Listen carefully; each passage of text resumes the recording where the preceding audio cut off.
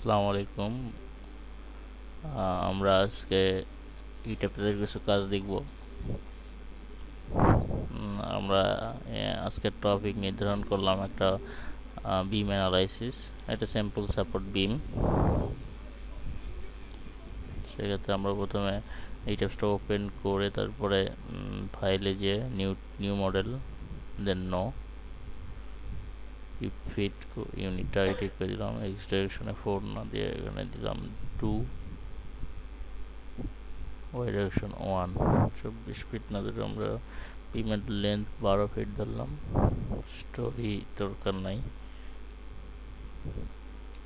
5 fit. Grid only, ওকে। আমরা elevation 1 elevation দেখব। Elevation,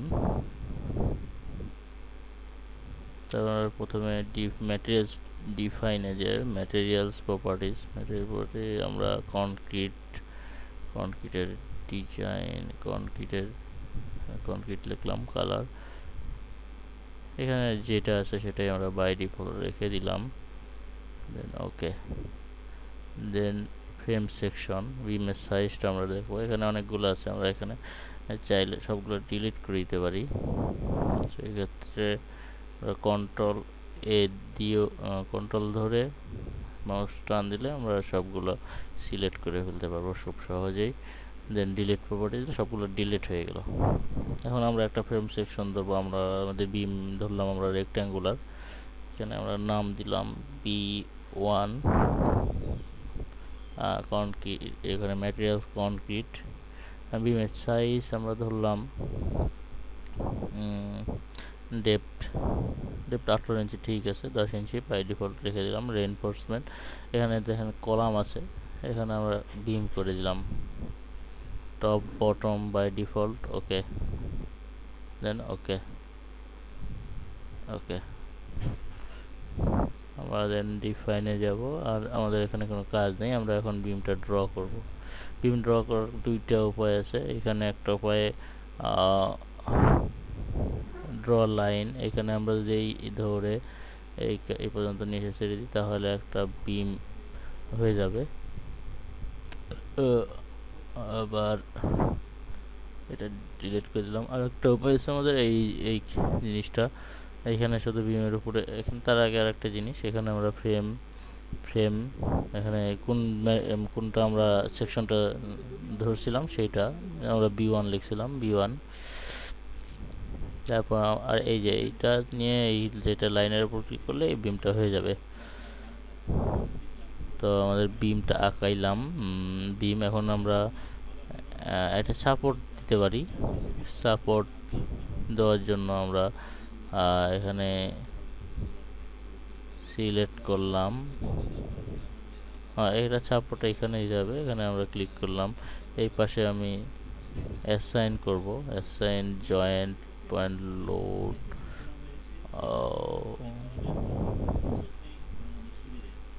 এখানে জয়েন্ট পয়েন্ট, এখানে আমরা রেজিস্ট্যান্স সাপোর্টে যে আমরা এইটা ধরলাম রোলার সাপোর্ট বাই ডিফল্ট যেটা আছে সেটাই, ওকে।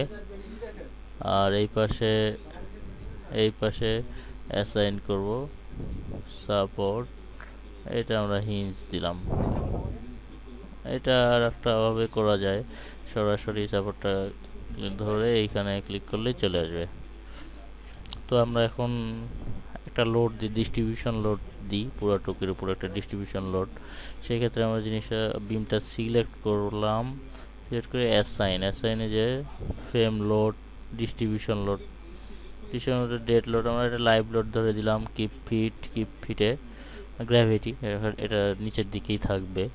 তো অ্যাবসোলুট ডিস্টেন্স দিলে আমরা আমাদের কতটুকু ডিস্টেন্স, আমরা বিমটা ধরেছিলাম 12 ফিট, টোটাল 12 ফিটেই আমাদের লোড 5 কিপ পার ফিট ধরলাম।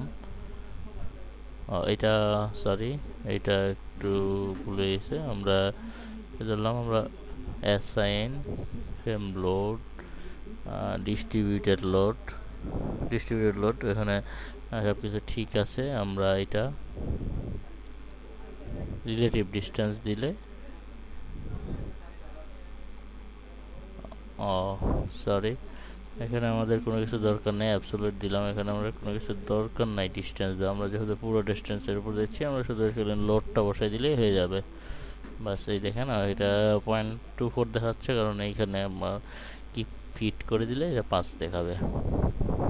আর যদি আচ্ছা এইটাই, এখন আমরা এটা কাজ শেষ, আমরা এটা অ্যানালাইসিস করবো। অ্যানালাইসিস লক করে দিতে হবে, লক করে দিয়ে অ্যানালাইসিসে জাস্ট রান অ্যানালাইসিস। তো তার আগে আমাদের সেভ করতে বলছে।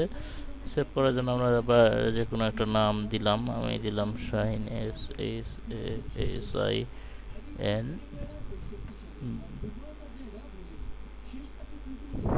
ফার্স্ট। ওকে, এটা আমরা যে ফোল্ডারে রাখতে চাই সেইখানে, আমি এখানে রাখতে চাই না, আচ্ছা এখানেই থাক। ওকে, সেভ দিলে জিনিসটা সেভ হয়ে এখানে আমার ডিফর্ম সেকশন দেখাচ্ছে। আমি যদি চাই এটার এই পাশেরটাতে যদি দেখতে চাই, আচ্ছা আমরা এটাতে দেখবো ক্লিয়ার অল।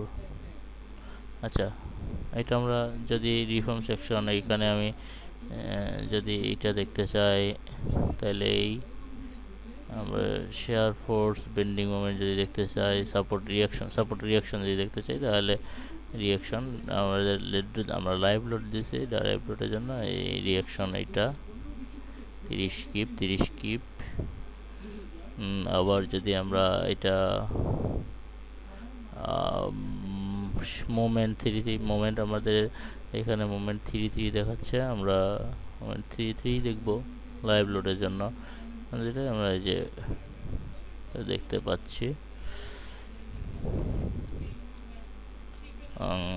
এখানে আরেকটা জিনিস, আমরা এখানে ফিল দেখাচ্ছে, আমরা যদি ভ্যালু দেখতে চাই তো ভ্যালু আমরা দেখতে পাবো, ফিল্ডটা উঠে দিয়ে শো ভ্যালু দিলে আমরা এটার ভ্যালু সহ দেখতে পারবো। আবার আমি যদি এটার বেন্ডিং মোমেন্ট না, শেয়ার ফোর্স দেখতে চাই, তাহলে সরি, আমরা এখানে যে শেয়ার দেখতে চাই, তাহলে শেয়ার ইমপ্লায়েন্স শেয়ার দিয়ে দিলে আমরা এখানে শেয়ার ফোর্স দেখতে পাবো। আবার যদি আমরা যে কোনো একটা জায়গায় এখানে রাইট বাটন ক্লিক করলে যে কোনো একটা পার্টিকুলার জায়গায় আমরা দেখতে পাবো এটা কত দূরে এখান থেকে, আমরা এখানে দেখবো, সাপোজ এখানে দেখতে পাবো, মানে এইটা যেখানে নিয়ে যাবো সেখানে। আবার স্পেসিফিক করে যদি আমি 5 ফিট দূরে দেখতে চাই, তাহলে 5, এখানে 5 লিখে দিলে 5 ইঞ্চি হয়ে গেছে, সরি আমার এই 5 ইঞ্চি আসলে 60 যদি লিখে দিলে 5 ফিটে আমরা দেখতে পাচ্ছি কত মোমেন্ট এখানে।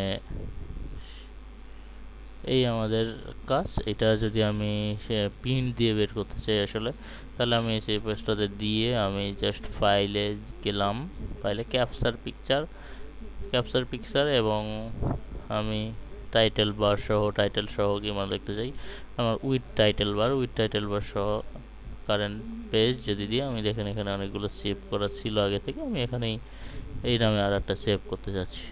তো সেভ করলে দেন সেভ দিলে ব্যাস আমার এই পিকচারটা সেভ হয়ে যাবে ওই জায়গায়। আমি সেটা দেখাচ্ছি, আমার এখানে আছে,